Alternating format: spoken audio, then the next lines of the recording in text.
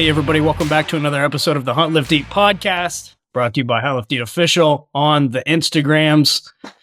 Carter and Perry back in the saddle. Perry, how are you, man? Good, brother. Back in the saddle. Excited to be here. Excited to talk to our boy Sean tonight, and always excited to see your beautiful face, man. That's the highlight of my day right here. Not a bad, what is it today? Monday? Not a bad Monday. No, fantastic way to close off the Monday here. Heck yeah, dude. Yeah, our guest this week, we got Sean Johnson coming at us from the great state of New Jersey. Sean, avid hunter, chef, participant on the Food Network. Yeah, I did do that. And the face behind Get Sauced. How's it going, boys? Good, dude. Glad to have you on here, man. Thanks for Absolutely. having me. Heck yeah. Full transparency, Sean, had you on here because, as with the rest of the world in the last couple weeks, I saw your video. I saw your butchering. Yeah. Dude, I can't believe, we can get into it about the channel and everything like that, but like literally been cooking for years, was on Food Network, and I had some videos go like semi-viral, nothing crazy. I post a half-ass video of me butchering a deer, and it got like across all platforms close to 10 million views. And like, I was like, you gotta be, this is the one that goes on.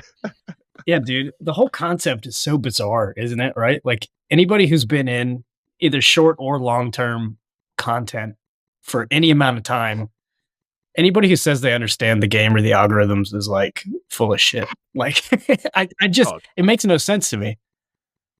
No, it's all random. Yeah. And like, so I had built this channel from, well, it sounds silly, but from nothing to what it is, and I literally went from 300 followers to 30K followers initially in like 2 weeks, like a year and a half ago. And then I took a break. I had to go away for work for a month in Alaska. And then when I came back, I kind of was like, I'm going to, muddle around, whatever. I came back into it. And my videos that were getting like 300, 400,000 views went down to like 8K, 9K. And I was like, this doesn't make any sense. Like I have 30,000 followers. I'm not even sending my videos to all my followers. And I was on the phone with Meta because I'm verified. That's like one of the only good things about being verified is you can talk to them. I was on the phone with Meta and like, they basically were like, yeah, it's, it just is what it is. Keep doing what you're doing. I'm like, I don't like what I'm doing right now. That's the problem.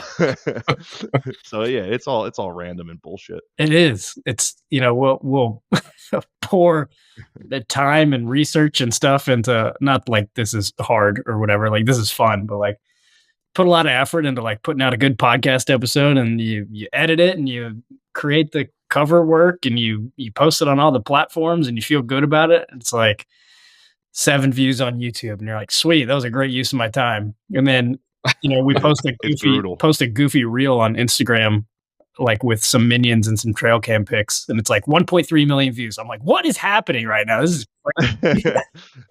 dude, it's so random. It's so random. Yeah. So I take it, I take it you did not expect the deer processing video to be the one that propelled you into the limelight here.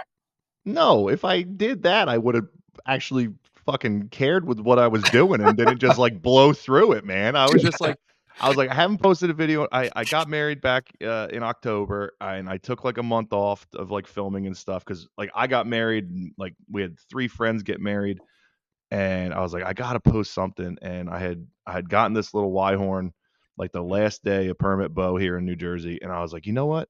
Fuck it. I'm just gonna quarter it up real quick. I'll film it and see what happens. And dude, like, first of all, like the whole concept of Get Sauced was like when I started the short form content was like Get Sauced was a character. Like if you watch my old videos, like I'm pretty douchey in my old videos. I'm not like that in person, but I was like, I'm just gonna kind of do this character and see what happens. So when I posted the deer butchering video, I wasn't in character. I was like, yeah, just do this, just do that. And all the negative comments I like took so personally because I was like, they're not attacking the character, they're attacking me. And it took me like a week to be like, all right, dude, chill. It's the fucking internet. Yeah. Everybody's an asshole. Like yeah, dude, I'm the same way. I take every comment personally. Like, I could not survive. Yeah, I couldn't be the face of a company, like, no way. And, like, I'm involved in a dude. fitness company, and, like, I've been called fat on Instagram, and I'm like, "Oh my god, I can't handle this." Dude, what I love is, like, first of all, right now I'm about 300 pounds. I'm 6'4", like 300 pounds. Been grappling my whole life. Used to compete professionally jujitsu. Like, I'm an instructor, the whole thing. And like these people talk all this shit, and I was like, I would fucking murder you if you were in front of me right now, you fucking fat little fuck sitting on your couch somewhere.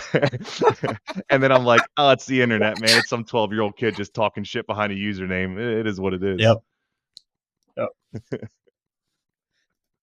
What's been the hardest thing of dealing with that negative feedback? I mean, is it something that you initially had to like?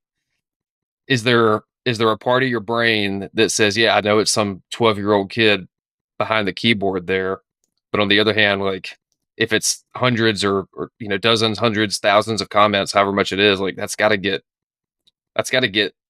inside the noodle there and stir things up a bit.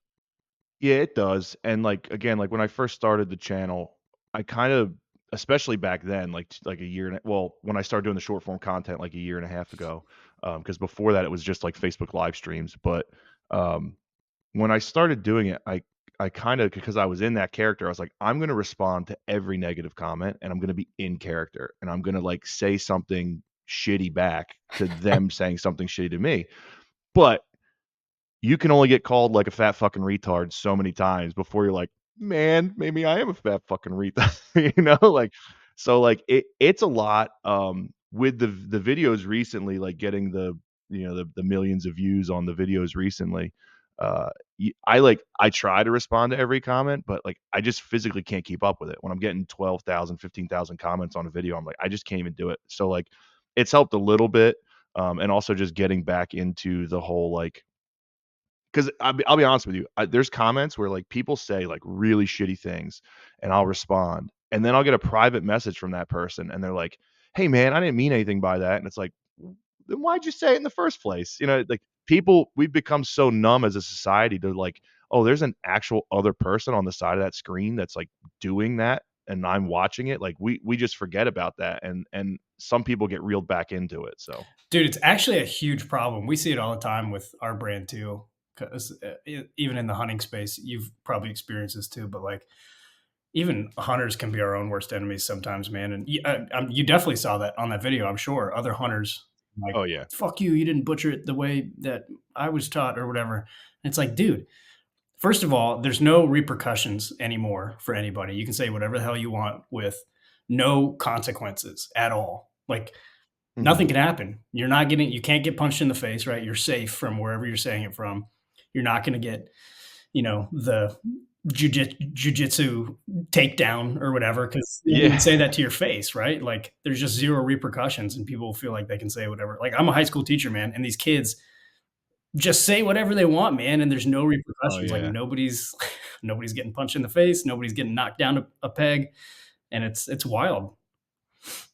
No, and like what's crazy to me is like, so like I'm probably around your guys' age. I'm in my mid 30s. Like I remember like when social media like first became a thing, and I literally remember a kid.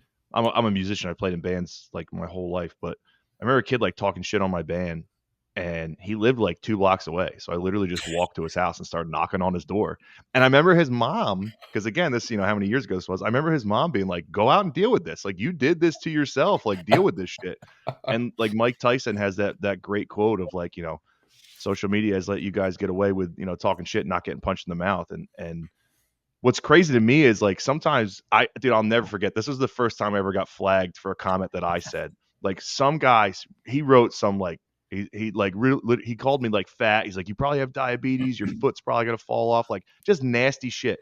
And I looked at his page and I saw he was just like a fucking, he just looked like a normal white trash, like kind of hippie. And all I wrote back was, "You look like you smell like bong water." And I got flagged. I got flagged. And I was like, why didn't his comment get flagged?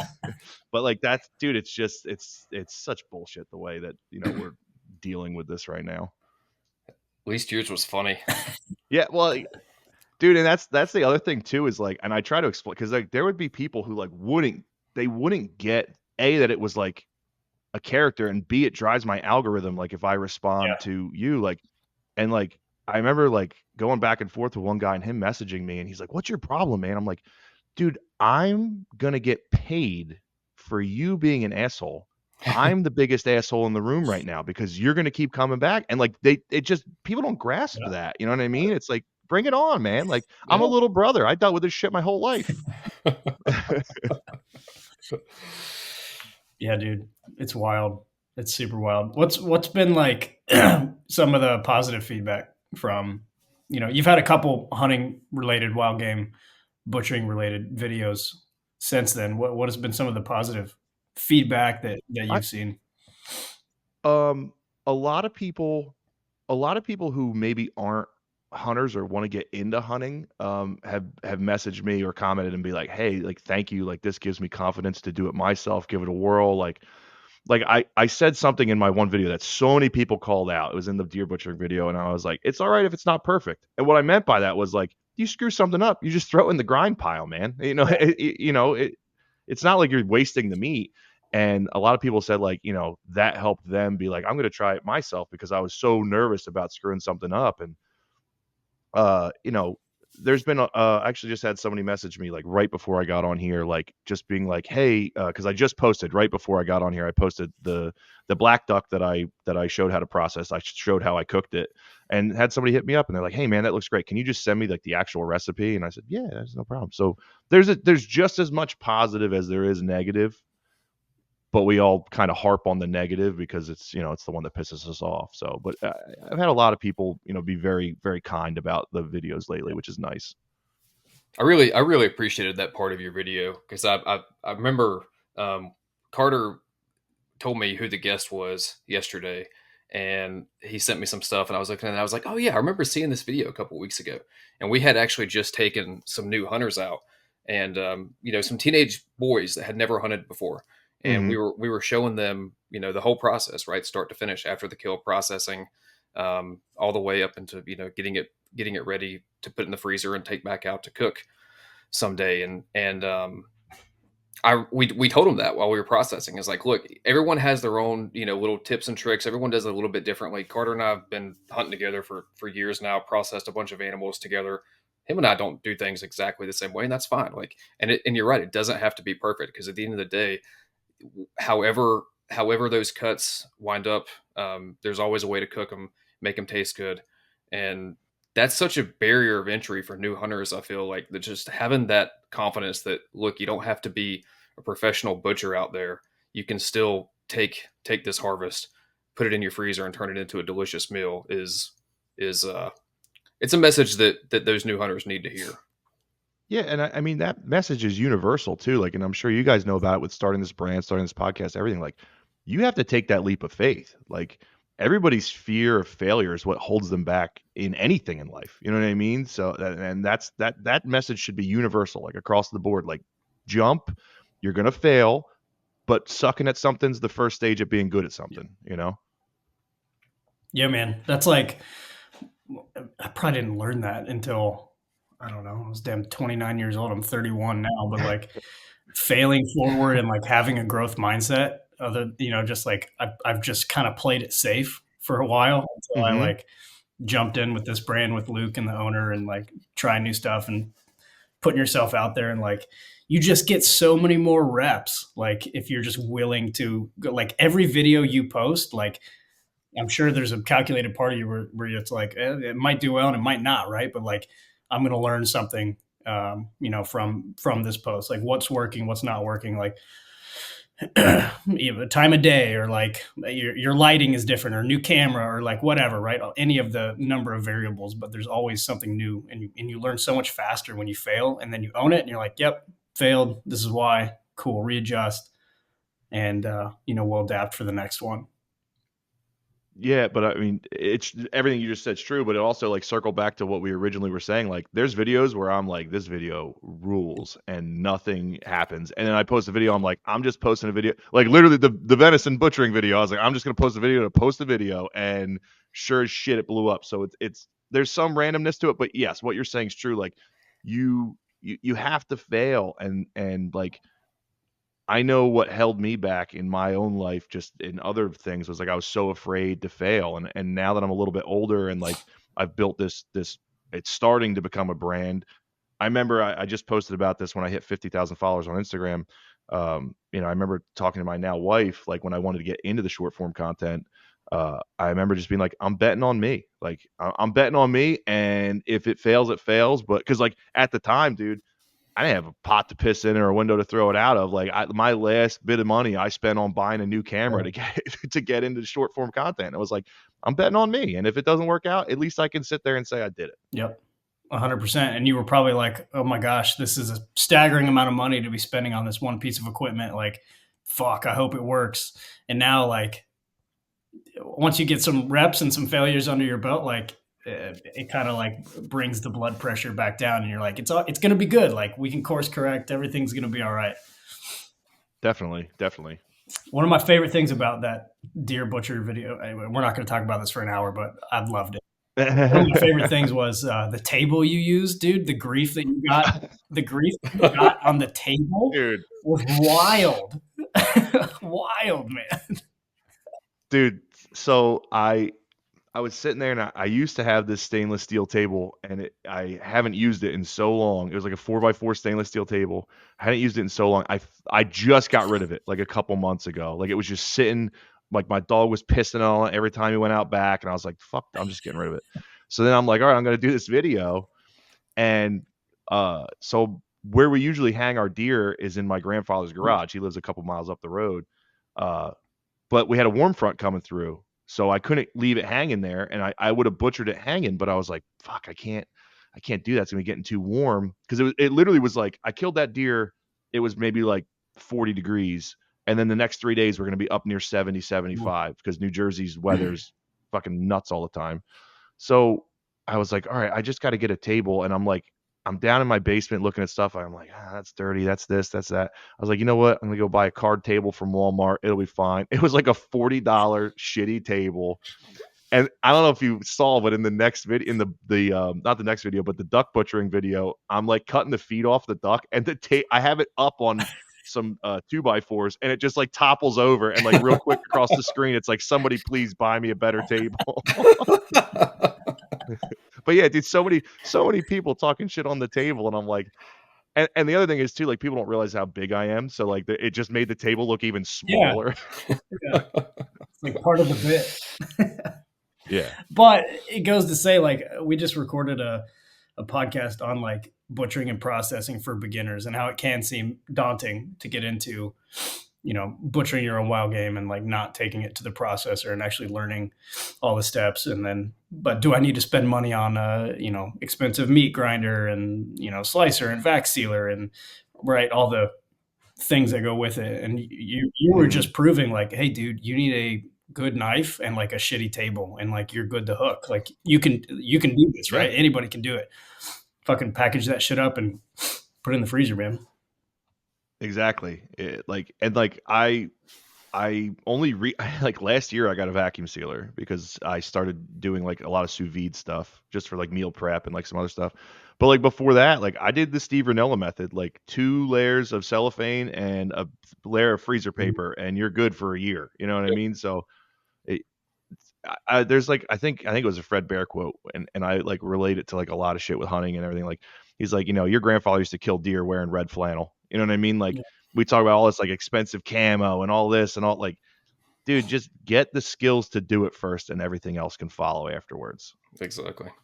There's been a lot of deer killed in blue jeans, Carhartt t-shirts. Like it doesn't take fancy Sitka and everything else that's so much front and center of the hunting industry. All that stuff's great, and like, yeah, I finally have some halfway decent camo and gear now. But like, man, most of the deer I've killed in my life, I did not use any of that stuff for. Dude, I literally was wearing this past week in Jersey was 6-day firearm, and my family has like a small club that goes out and does some deer drives, and I could only go like a half day on Saturday. I couldn't go any other day of the week. I go out there. I didn't bring a stand. I didn't bring any climbing steps. My old man's giving me shit. I'm like, dude, I'm going to do 3 drives with you guys and I got to go to a wedding. Like, I'll be fine. First drive, well, first stand, actually. I'm standing. I'm on the ground. I'm wearing this flannel and I have a doe come 8 feet from me Yeah. on the ground, staring at me. I'm holding my gun up for so long that my arm starts to shake a little bit because she's like, I don't know what that is, but it's not scary enough to run away, you know. And she was like a decent sized doe. Yeah. It wasn't like it was a fawn or anything, but like, yeah, man, like you can get away with a lot, and people tend to forget about that. Yeah. Was it also Fred Bear who said the best camouflage is called "shut up and sit still"? Yeah. Yeah, dude, exactly, dude. I only got into bow hunting maybe like 12 years ago, 13 years ago. I grew up, it was always shotgun and muzzleloader. And I got into bow hunting because at the time I was working for a church and I always had to work around Christmas. And that was always around 6 day, it was shotgun week. Now it's, firearm week in New Jersey. And I never got to go. I worked at the church for 11 years. I missed like 7 years of hunting because of that. So I was like, you know what? I'm going to get into bow hunting because I get 3 months of bow hunting in New Jersey. And I remember like freaking out, like reading all this stuff, and like, oh, I gotta have this and I gotta have that. And I was like, dude, you killed your first 10 deer from like age 10 to 20 in a pair of blue jeans and and a green Carhartt sweatshirt up in a tree where you were probably like running around in your mind. You know what I mean? Like no scent cover, no nothing. Like people take shit way too seriously now. Yeah, for sure, man. Sean, so I take it you grew up hunting. Did you get into cooking and all that stuff later in life, or was that something you were always interested in, or which kind of came first in your trajectory, the hunting or the cooking? They honestly, they weren't too far away from each other. I tell this story all the time, but again, like being a little bit older and people, young kids listening to this aren't going to fucking understand it, but I got grounded all the time. Like I was just a little shit. I have ADHD. I was constantly getting into trouble. Like it's just what it was. And like part of my punishment was like I'd walk home from school in like 4th grade because school was like a half mile away. Me and my brother would walk home from school, and like I'd be in trouble, and there'd be a note under the phone, and it would be like, "This is how you cook a chicken. Like put the oven to 350, do this, do that." So that's how I got into cooking. And then being a bigger guy, I've always been a bigger guy. Like I was like, I like food, so I'm just gonna start doing this more and more. And I probably really started taking it seriously when I was like in my early 20s when I think I remember that was like the easiest way I could try to impress a girl, like send her a picture and be like, "Oh, you come over, I'll make you this." You know what I mean? So that's when I kind of really started taking it seriously. But yeah, it was probably around the same time that, I remember the first hunt I went on, I was like 7 years old. My brother's a year and a half older than me, so like I was like 8 years old. And but I always grew up around it. Like that's in my blood. My grandfather literally built the hunting club that my family and our friends hunt out of. So like I've just always been around it.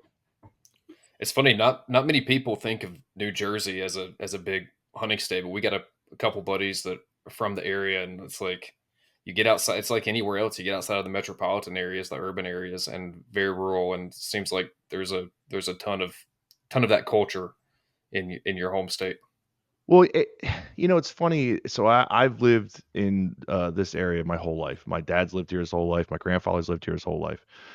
It's a very old area. So like the town Tuckerton that I live in, like it's like claim to fame was always it's the third port of entry. So it was New York, Philadelphia, and then Tuckerton. So it's been here since the 1700s, and for for a very very long time, like you lived off the land, like like my grandfather, like he didn't have fun as a kid. He always talks about this. Like he was forced to drop out of school when he was in like, I want to say like 8th grade, and he wasn't allowed to play. He wasn't allowed to, he worked, they had like a sawmill and all this other stuff. And the only time he got to go out and do anything was to go hunting. So like that's how people lived around here for a long time.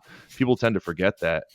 There's actually it's pretty funny because it's shown a few times. I don't know if you guys ever watched the show Boardwalk Empire on HBO, like about like the birth of Atlantic Yeah. City. Yeah. There's like a few episodes where like they go out of Atlantic City and you see these people like living off the land essentially. And dude, it was like that for well into the 1900s, around where I live. But as people are moving out of the cities and doing this, people are kind of forgetting about that. Yeah, we've got a friend in Tom's River. I don't know shit about Jersey geography, but He's pretty close. He's like 30 minutes north. okay. So Bobby, he's the shit. He's a redneck stuck in New Jersey, is what he says. Yeah, big deer hunter, and he has German short hair pointers and big bird hunter. But Nice. there's clearly lots of opportunity up there as well for deer and birds. Yeah, I mean, and you know, we'll relate it back to the video that we're not going to talk about the whole time, but deer, you know, people always forget that there's different subspecies of whitetail and things like that. Like, not every whitetail is one that you're going to see out of Nebraska or Saskatchewan or something like that, right? So, like, the deer around here are small, and you know, my biggest buck that I have is a 135-inch 10-pointer that I got with a bow. Dude, he dressed out at like 110 in pounds. New Jersey. In New It's a nice Jersey. sized deer. Oh yeah. So like rack size, great. Body size, tiny. You know what I mean? Like, dude, I was hunting a deer. If I can find it real quick, I'll show it to you guys. I was hunting a deer literally out of the same stand that I killed that one in, which is only maybe 5 miles from my house, maybe if that. And like was a state record. Would have been a state record. When they finally got him, he was like, dude, he was probably like 9 years old when somebody finally got him. So he had really started to shrink up. But like I show people pictures of this deer and they're like, there's no way that came out of New Jersey. Oh, really? Motherfucker. I'm sorry. When I show you guys this picture, you're not going to believe it. But yeah, there are nice deer in New Jersey. But you know, it's not here. Here we go. Let's see if you guys see this this was literally out of the same stand that I killed that. Holy shit, dude. No way. Yeah. That would have been a state record. Yeah, no if he was harvested. If he was harvested at that size. Wow. I had him in twice. And I kicked myself. The first time I had him in was muzzleloader. I was in a tree. It was blowing like 30 miles an hour. And I usually hunt out of a blind, but I had this ladder stand that I really liked. And I remember walking out there. My old man and my uncle and I, we all hunt relatively close to each other. We all take one Jeep out. We all, drop each other off. And I was sitting in the ladder stand and it was blowing so hard. The ladder stand was creaking so bad. And I'm texting my dad. I'm like, dude, no fucking buck worth its salt is going to be walking in with this ladder stand creeping. And he's like, well, see if you can't fix it. Figure it out. Don't bitch about it and do something about it. So I get out of the stand and I'm looking and it was like one of the supports that went from the ladder up to the platform. I could hear it. Dude, I literally just yanked on that bitch, like bent it in half basically. Totally not safe, but it stopped making noise. So I'm like, all right, stop making noise. I text my dad, stop making noise. Dude, not 5 minutes later, he walks in. Golly. Comes in from behind me, and I have the gun across my lap, and it's got a scope on it. So it's not even like I could take a quick shot or any, it's like, I was like, all right, wait till he walks by you. Slowly start picking the gun up. You'll get him before he even gets in. Dude, he doesn't walk by me. He starts running off this way because I'd sprayed some piss. I think he was looking for a doe. It was like, nice rut time. He runs out. He's about 60 yards. I got him ass to me, and the tree is just swaying like a foot either. And I'm like, I could take this shot and I could probably drop him right where he stands, or I take this shot and I blow out a shoulder or I hit him in a back ham or something like that. And I wound this majestic deer. Really, it's just, we always called him the big boy. That was his name. And I was like, I couldn't do that to him. He deserves more than that. So I didn't take the shot. Then, I think it was the following year, literally the same tree. There's like 3 minutes left of legal light. I see this, I got this Y-horn in and a doe in, and the Y-horn walks around a tree, and then I see a deer walk back in, and I'm looking, I'm like, man, that fucking Y-horn looks huge right now. And I'm like trying to look, and I'm like, I could only see half the rack, and I could see it was a decent rack, but it was only a half rack. And we had a couple nice bucks that had broken their horns off by this point, and like from fighting and shit. And I'm like, I don't want to waste my tag on a half rack. I'll let them go. So, no, I didn't have a cell camera or nothing like that. I didn't get a cell cam till this year, and so he runs off with the doe. I get down out of the stand. I walk over the camera. I swap the SD card. I get home. I'm like, you gotta be fucking kidding me. Dude, like 30 yards. He was quartering to me. I could have smacked him, but I just, I couldn't see that one side of rack. And do I kick myself over it? Sure, but at the same time, like we have to be responsible hunters. You know what I mean? Right. We have to. I'm sure we've all done dumb shit while we're hunting, but we do have to be responsible. Make a good name for the sport, and I will live with that for the rest of my life. So. Yep. I've been in both those scenarios before and made the same decision, so I get it. But man, that picture of that deer, That's a monster. That's a deer you get a bullet in wherever the fuck you can and figure Yeah. I'll show you my my 134 inch. I'll show you him on the hoof because he looked like a monster on the hoof. So Perry and I hunt down in Appalachia, and our deer in North Georgia are not big bodied either. They're not nothing huge. Oh dang, dude! Golly, that's a really nice G2s, man. That's unreal. Yeah, there's yeah. So that's him on the hoof, and here's me with him. Just because, like I said, I'm 6'4", 300. So, Oh yeah, dude. That's an awesome buck. I was a little bit younger and a little bit dumber when that deer came in. And so in New Jersey, we can bait, right? I know that's like a controversial thing to some people, but we can get into that too. But so we can bait. Had a bait pile, this big pine tree. I was up about 20 feet, and I had never used deer piss in my life. I had no idea what it was. I think I was in Tractor Supply, and I saw like Tink 69 spray, and I was like, fuck yeah. Dude, I go out there with my compound, spray the shit out of everything. And then it was a little windy, and 20 whatever year old I was, 22, 23, I sprayed my stand. I'm like, it's windy. It's going to carry the scent out farther, right? So I'm sitting there with my bow. I didn't have a hook or anything. I'm just sitting there with my bow in my lap, basically. And I hear this deer hauling ass through the woods. And I'm like, this has got to be a young one. Like there's just no way. Nope. This fucking monster buck starts just like a freight train coming right into me. And I didn't even have time to draw. Like he just ran in, like drool coming out of his mouth, the whole nine. Comes right under my stand and is staring up at the smell, like smelling. And I'm like, I can't shoot down. Like, what do I? Well, he sees me, he freaks out. And the only thing that saved me was there was like a snapped off pine tree. And when he jumped off, his rack got caught. It ripped his head back. I could see like the whites of his eyes, everything. So he's behind me. He's at like probably my 7 o'clock. So I'm wrapped around the tree, shooting backwards. I'm like, all right, I'm like leaning all the way out. And I hit him high in the back. And it was the last day of permit bow. And I call my dad. I'm like, you're not going to believe it. I shot that freaking 10-pointer. And he's like, get out of here. No, I said, I'm telling you.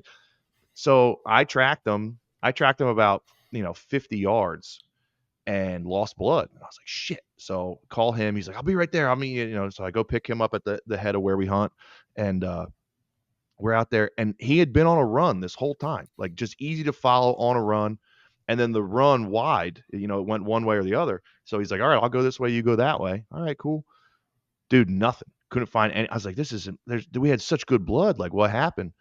Dude, it's the end of November in New Jersey, which if you've never been up here, it could be 80 degrees at the end of November in New Jersey.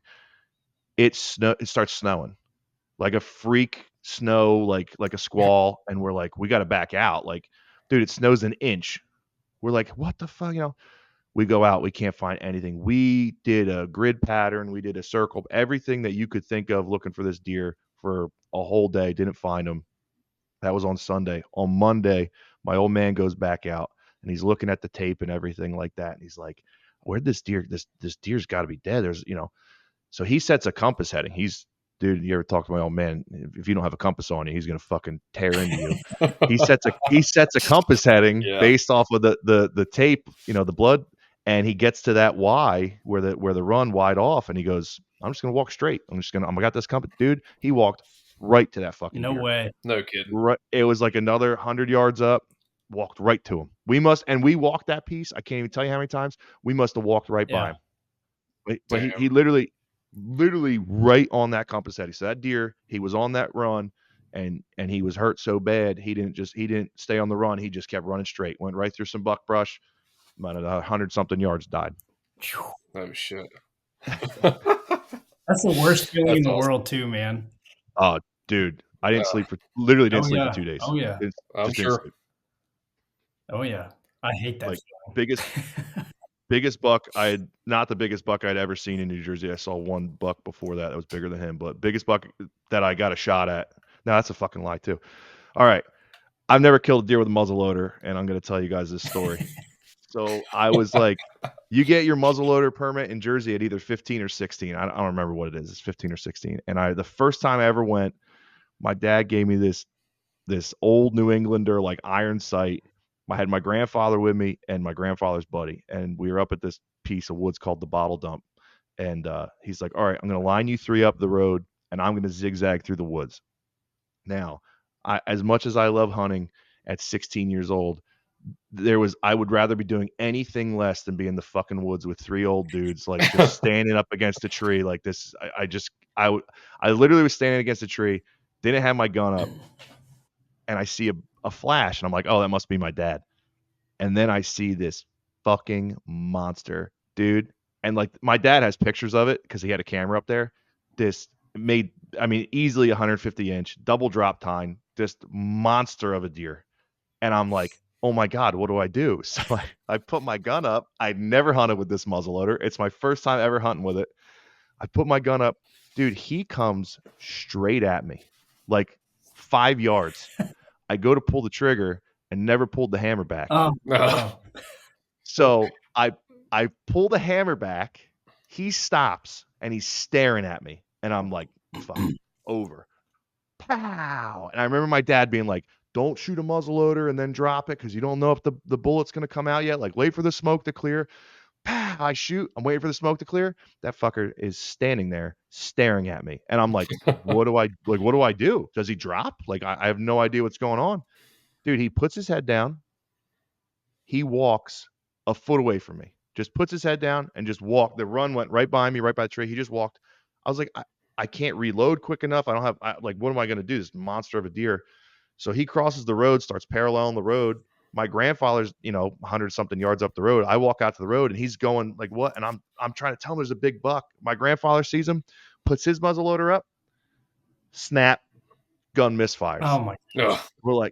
We're like, dude, you got to be kidding me. So what I must have did, again, never hunting that gun and just being inexperienced with a muzzleloader, we found some white hair. So what I must have been doing was looking over the sight, like looking, tilting the gun down just enough that when I shot, I just hit him right underneath. And yeah, dude, I have such bad luck with a muzzleloader. I still haven't killed a deer with a muzzleloader. Dude, I've shot at 4. They're such dumb weapons. I hate muzzleloaders. Dude, I hate muzzleloaders.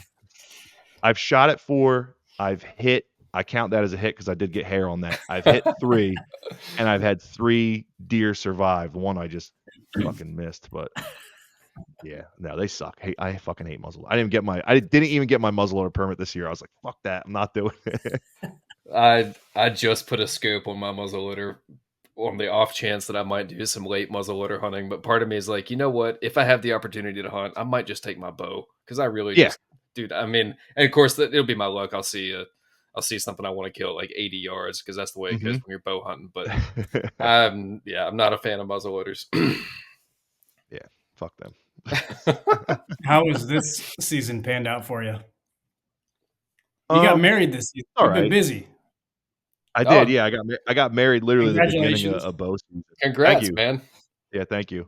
But I got a little Y-horn, nothing crazy. And honestly, so I only hunt public land. I don't have. I used to have a spot that I could hunt private. I don't have it anymore, so I only hunt public land. And but like we're pretty picky because where we are is kind of secluded. There's not a ton of guys near us, so we can be kind of picky. But my dad had gotten a nice one. And the only reason I shot this Y-horn was I was in a raised blind with my dad. There's like a Millennium buck cut thing that he bought. And he's like, oh, I'll come out with you. And I thought it was so cool to be sitting there with my old man and have this buck walk in, and it was literally the last day of permit. I had like maybe 3 minutes left of legal light. This little Y-horn came in on a doe, and I was like, I might never get my old man's turning 70, soon. So I was like, I might not get this opportunity again to hunt with him. So I'm gonna do it. So I got meat in the freezer. There's a couple bucks out there that I'm looking at right now, but I'm not too worried about it. I've been hitting the ducks super hard right now, and so I've been having a good season. I can't complain. Yeah, I wanted to talk about your ducks, man, but hunting with your dad sounds awesome. I didn't start hunting until I was in college. I didn't really have anybody teach me. It skipped a generation with my dad, and I never got the chance to hunt big game with my granddad. But that's got to be cool, man. That's got to be like, is he the one who taught you how to hunt and being around him and your uncle and your granddad? Yeah, so, like, again, like, most of the family lives close. Like I said, my grandfather literally built that hunting club that my family hunts out of, and, so I grew up hunting with 2 of my uncles and, my grandfather and my dad, and, I wouldn't trade that for the world. You know, as much as I sit there and say, like, tell that story about, like, I didn't wanna be there when I was a kid, like, my grandfather's turning 91 next week, Wow. and, like, he still gets around. Dude, he's a monster of a man. He's, like, 6'2" at, like, 210 pounds at, just about to be 91 years old, and, he doesn't hunt anymore, but he still comes to the club and busts everybody's balls and everything like that. But one of the things when I was a kid that he would always do is, he'd, let's go for a ride in the woods. Let's go for a ride in the woods. And we would, he would, dude, he would tell me every deer he killed in every piece of woods. And I remember being a kid and being like, this, I don't care, man. Like this. And if I could go back in time and kick my own ass and say, shut the fuck up and just drive around with him, I'd do it. I'd do it right now. I would do it every day because I didn't realize how lucky I was until you get older. Like hindsight's 2020, but like it's again, I still have them, which is awesome, but I know I'm not going to, and all I'm going to have are those memories. And I got a couple cool pictures of me holding deer with him and shit, and my dad, my dad too. So yeah, it was really cool growing up that way. Those are the kind of stories I love to hear, man. And I can relate. I grew up hunting and with family and similar deal. And like, that's the kind of stuff that, and just you talking about the respect you had for that state record buck, or what would have been the state record buck, not taking that, that iffy shot. That's the kind of stuff that the negative folks out there on the internet, when they think of hunters and hunters getting a bad rap, like, they don't, there's so much lost in those stories, the respect here, those memories that you have with your grandfather. And like, for me, man, that's, it's become the focus of like passing that to the next generation. My son is 9 years old. I've had him out with me more this year than any other year, and going to take him again here coming up this weekend. And it's like, that that is really what it's all about. And I love hearing those stories. And it's so, what's awesome is how ubiquitous that is among hunters, whether you're in Appalachia like Carter and I are, or whether you're in New Jersey. We hear same stories, from guys literally all over the country and all over the world. And that's the kind of thing that the people that are out there that, want to try to give hunters a bad rap, they don't have a grasp of that.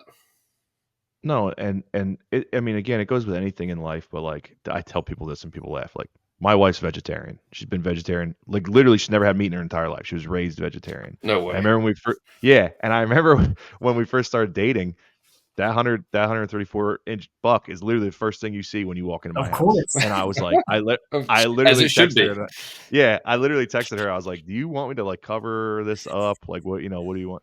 And she's not that she won't hunt with me because she doesn't eat it, but like we've been together now going on 6 years, and she understands it more and more. She hates the fact that I'm never home from October through January, but you know, she, like I remember her telling, like, way early on, her and I having a discussion, and she's like, "Well, why do you hunt for sport?" And I was like, "Do I hunt for sport? Like, what do you mean?" And she's like, "Well, why do you have that deer on your wall?" And I was like, what a better way to honor that animal than to have that deer there and talk about him with everybody who walks through my house. Like everybody who walks through the door and they go, man, that's a monster buck. And I go, yeah, let me tell you this story. Had him on cam, did this, shot behind me the whole night, like lost him, found him. Like we as hunters, I want to say there's a lot of I don't want to, that sounds shitty, but there's a lot of guys who are shitheads in the hunting community. You know what I Sure. mean? Like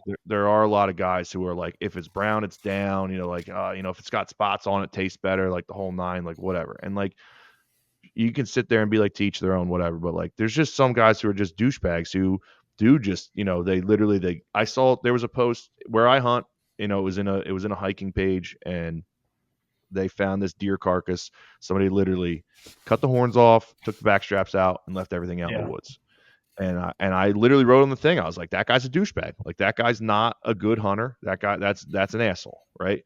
And yeah, like, if you don't teach that to the next generation, then it's just going to constantly get worse with the negativity and people trying to cancel hunting. And I love how, and like, I really don't want to get into this, but like, hunting's become like a fucking political thing somehow. Like, you have a political affiliation based on whether you hunt or you don't hunt. Or it's like, dude, shut the fuck Yeah. up. Like, it's a tradition that's been passed down literally since the dawn of humanity. Yeah. And like, you know what I mean? Like, and I don't understand it, but I'm just going to keep doing what I'm doing. I hope my channel brings people to hunting. I hope my channel, I can maybe guide some people into being like, this is how you hunt. I literally just took my buddy out last Friday, his first time ever shooting ducks, got him his first duck ever.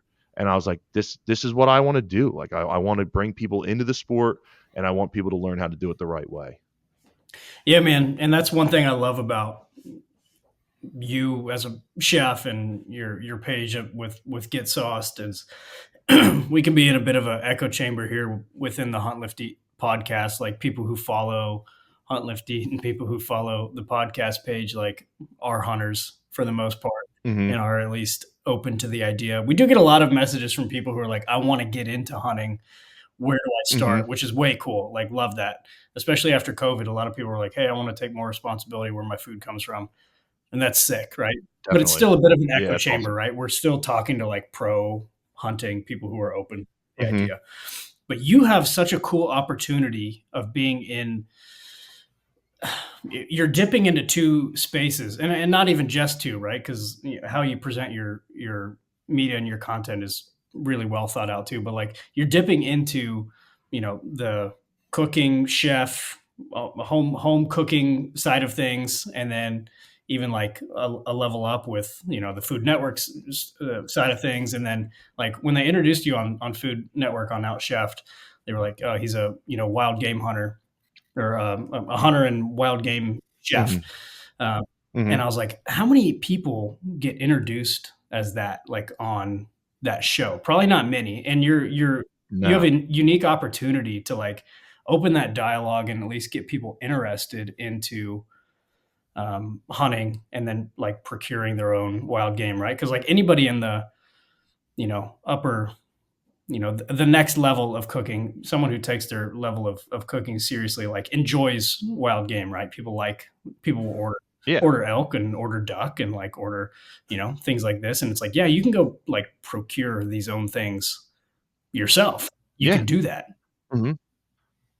Yeah, and people have such an issue with that. They're like, "Oh my god, how could you do that?" While they're stuffing their face with a fucking cheeseburger. And it's like, you just because you're not going out and get, like, I try to tell people all the time, like, well, I'll back up a little bit. Like, growing up where I grew up was awesome, and I kind of grew up, in kind of a community where this was acceptable and everything like that. But there's also another side to me. Like, I'm a musician. I've been a musician. I've toured for years. Like, so I grew up like in the punk hardcore scene, and like, I was always just a redneck to those people. You know what I mean? It's like, oh, this guy's, he's wearing flannel, and he's going out and killing animals and this, that, and the other thing. So it's like, I never really felt like I fit in, because it was like, I'm too punk. Like, I'd show up to the hunting club with a new tattoo, and guys would be like, oh, look at this guy. You know what I mean? And then, but then I'd go play a show and like be talking about this deer I got, and it didn't resonate with anybody. So like, I kind of got to a point where I was just like, I'm just going to do what I like doing. You know what I mean? I like hunting. I like doing this. I like doing that. And I feel like there's a lot of people out there like me who, like, maybe they didn't grow up in an area where hunting was a big thing, or they didn't have anybody to show them, and they have a different lifestyle, and like, but they're interested by it, but they're too afraid to go out and ask the questions. And if I get, like I said, I millions of views on these videos. If I get 3 people who say, you know what, I want to get into hunting, and I want to get into it ethically, and I want to get into it the right way, like, to me, that's a success. Like, that's, we know hunter numbers are dropping every year. I think the new statistic in New Jersey is like less than 1 or 2% of citizens in New Jersey are hunters. Yeah, it's crazy. So like, especially from a state where, you know, you lived off the land for so long, and now like the numbers are dropping. And so I think it's a cool opportunity. I almost feel, especially now with like the Food Network thing, and even with this, like I definitely have this like imposter syndrome of like being like an ambassador into the wild game, you know, community. Like I remember like when I got asked to be on here, I was like, oh, let me check out a couple episodes and see what the format of this thing is. And I forget who you were talking to, and you were like, "Oh, congratulations on your cover of Bow Hunter Yeah. magazine." And I'm like, "Who the fuck? Why do they want to talk to my dumbass?" Like, you know, like, but it's true. Like, you know, and like you do in anything, you get into an echo chamber, and like you're talking to people who you know are going to listen, but really we should be talking about or talking to people who maybe wouldn't be in the conversation otherwise. Dude, I have imposter syndrome written down on my notes for this episode next to this picture of a whatever the hell my 4-year-old drew. But and I mean that in the most like flattering way possible. And I was thinking earlier today like how to bring that up, but like when you introduced yourself, you did your little bio at the beginning of OutChef'd. You said some things that reminded me a lot of how I feel about hosting this podcast. And Perry's probably felt similarly, maybe, especially in the early days. We would have to have like 50 beers before an episode just to be like, all right, we can do this, right? Because like, who the hell are we? You know what I mean? Like, who are you to invite, you know, Jack Donovan? And like, you know, we've had some like big guests on here. It's like, who are you to do this? Like, you're not an expert in your field. You know, so I wrote down imposter syndrome, but you know, on the show, you said it gave you being on that show, you know, check some boxes with some unvalidated feelings, and that like felt good for you. Like, you know, that experience was like a net positive for the imposter syndrome, and I think it's just like a cool topic to talk about because people don't talk about it because it's not always comfortable to talk about, and it's something that applies to whatever you're chasing, whatever, you know, medium you're in. But like, it's okay to chase it and like feel that, but like at some point you need to like know like it's nice to know like I am good enough. I feel credible to talk about whatever this topic is. Yeah, I mean, so I'll talk about the show a little bit, right? And that'll lead into like what you're talking about. So I had been talking when the page started getting a little bit bigger. I'd originally been talking about trying to get on a show on Fox that I was actually invited to come on, and just it wasn't going to pan out. I would have had to like fly to England, and I had just started this new job, and I was like, that's just not going to work out. So I started talking to Food Network, and the premise of that show, for people who don't know, is like they bring people up there thinking that it's an audition, and it winds up being like a surprise competition. And if you read anything online, people are like, oh, that's bullshit, that's not real. Like, they know. Fuck you. It was 100% So real. that's real. I wanted to leave. Yeah. I literally wanted, like, once they came out and surprised me. So like I was nervous already. Like, again, like you know, I have ADHD, I have some anxiety. Like, so my two buddies and I, we went up there because they said bring a couple of friends. You know, it's just they'll be like your cheerleaders basically. And I didn't sleep the night before, and I remember waking up in the morning like had the shits, like my stomach was a mess, like the whole thing, right? So we go in there, they get you all mic'd up and all this, and they explain everything, blah blah blah. Then my two buddies stayed up in the green room. I go downstairs, and when Chef Eddie came out and did the whole like it's a competition, in my head I was like, oh, they just do this to get the jitters out. Like, this is just like, you know, like whatever.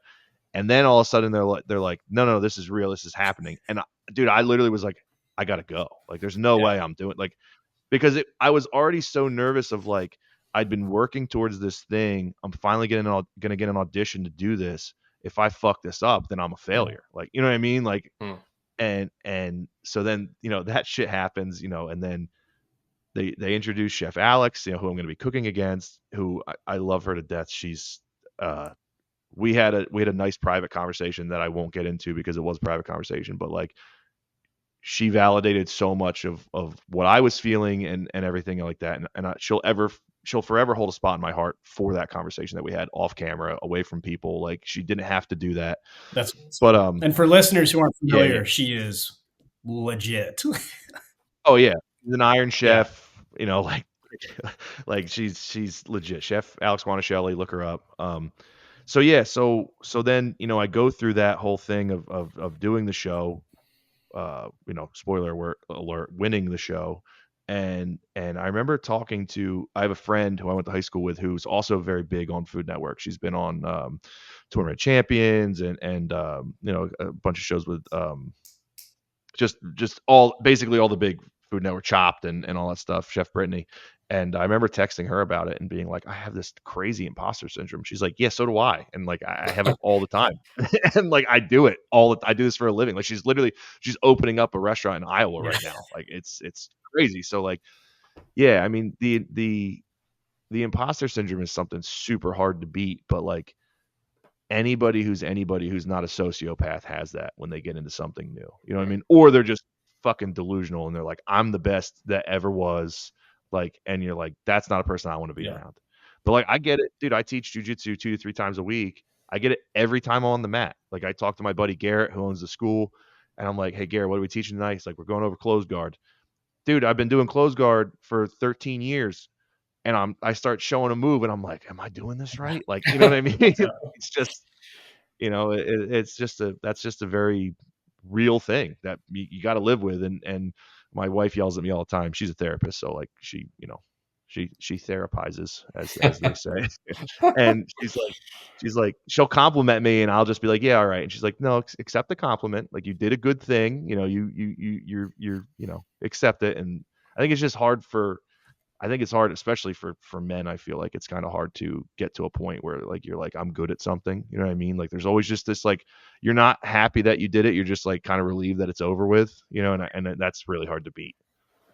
Well, and then the thing I love about it too, because I've experienced this, and more so in, honestly, my professional life, and it took a while to get used to, but it's like, when you have that element of imposter syndrome, when you're the guy in the room that's speaking and everyone around you is listening, and they're actually listening, and you know that they are going to, you know, take actions based on what you're saying, or that, you know, those words actually carry some weight with them, and you kind of feel that imposter syndrome creeping in. It's also like, I don't want to lose that. You know what I mean? Like, Yeah. I don't want to wake up one day and be like, yeah, walk into the room and be like, yeah, I'm the smartest guy in this room. You know, I never want to be that guy. 'Cause like you're saying, unless you're just a, you know, totally delusional or a sociopath, like that's not how you become successful in any facet of life. You always want to be, you always want to facilitate that hunger to get better in whatever it is, whether it's, you know, chasing the big buck or pursuing your professional goals, relationships, whatever it is. Like, and so keeping that little bit of voice in the back of your head that says, no, dude, you're not good enough yet. You still got to work at this shit. Like, that's valuable. 100%. I couldn't agree with that more. I definitely agree with that. Yeah, man, that's cool. That was a cool show. Cool experience, man. You know, it's another medium to kind of share what you do and kind of who you are. And I really appreciate that. But, you know, we're rolling up on an hour here, man. I've got a million things that I didn't get to that I want to talk to you about, but real quick, kind of rapid fire. Yeah. That duck breast was insanely thick. That was the largest duck breast I've ever seen in my entire life on that episode. It was unreal. Yeah. Of course, it was so the only, it was silly how big it was. yeah. So the only thing that I knew about the show was I was cooking duck. So because when they were bringing me up for the audition, they had asked for like, they're like, send us like 10 recipes that like you love doing, and you know, I just put, you know, like a rustic kind of duck, like kind of like what I made. And so I did know I was going to be cooking duck. So, but dude, like an idiot, a normal person would have been like, hey, you guys got anything in the freezer, to their buddies so you could practice? I didn't practice. Didn't practice at all. Was just like, no, I know what I'm doing. Like it's just because I was like, I'm gonna win them over with my fucking charming, you know, good looks. And so yeah, the duck breast was huge. Like, I had never cooked anything like that duck breast probably weighed more than the the whole black duck that I just cooked for the video huge. I put out tonight. No, yeah. It was a monster, dude. Yeah, that was ridiculous. I don't, that's not your fault that it was rare in the mail, dude. Yeah. That's some farm raised nonsense duck. Oh yeah. Yeah. Yeah, Farm raised nonsense yeah, duck. dude, it was silly. The other thing I wrote down, Sean, we have a mutual love for Matty Matheson. Oh, dude. Like, Is he the did coolest? you see my? Oh, dude, he was awesome. Did you see my post about meeting Yeah, him? I did. Did you I've wanted to like? meet him for So years. I think he's the coolest. yeah, so I got into Maddie, years ago, like probably when he first started with like Vice on YouTube and everything like that, and I tell a story, and I don't want to be a downer, so like I'm gonna tell this story, but don't, we'll cheer up. Um, I was at literally the lowest point in my life. I'd been watching Maddie, and I hadn't really started the cooking channel or anything like that, and all in one week, I signed my divorce paperwork for my first wife. While she handed me the divorce paperwork, she told me that our niece was diagnosed with leukemia that day. And a day before that happened, one of my best friends that I wrestled with growing up killed himself all in one day, or Mm. all in 1 week. And I remember just going through the shit, and I just remember being like, I don't want to do this anymore. Like you take that for what it is, but that's where I was mentally.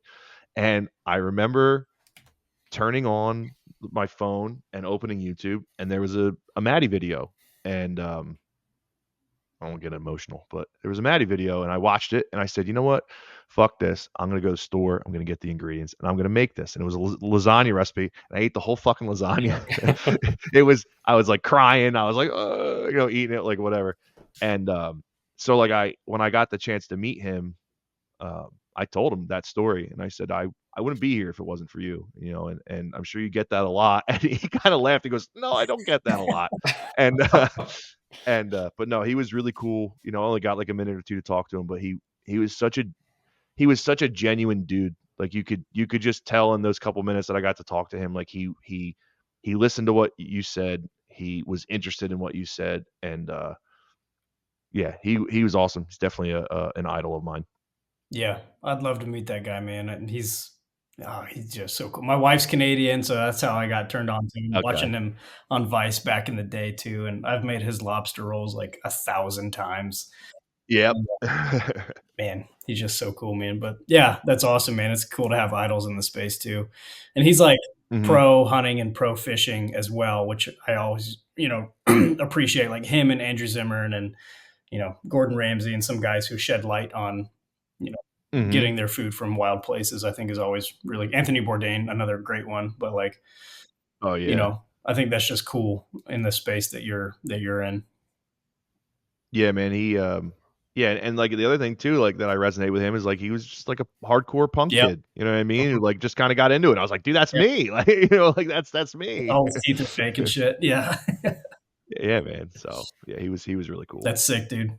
Yeah, we're past an hour here, man. We got to do a second episode, man. We didn't talk about, our fitness journeys. I want to talk about mental health. I want to talk about, all sorts of stuff, man. But I appreciate you jumping on here, Sean. This has been awesome, man. I appreciate what you're doing. I appreciate you take the time to respond to folks' comments, man. And I think you're doing it right for what it's worth. From two rednecks Thank from you. Appalachia who don't know what they're doing. So No, thank you. And dude, you guys have been awesome. And you say when I'll be back on here to talk about anything, man.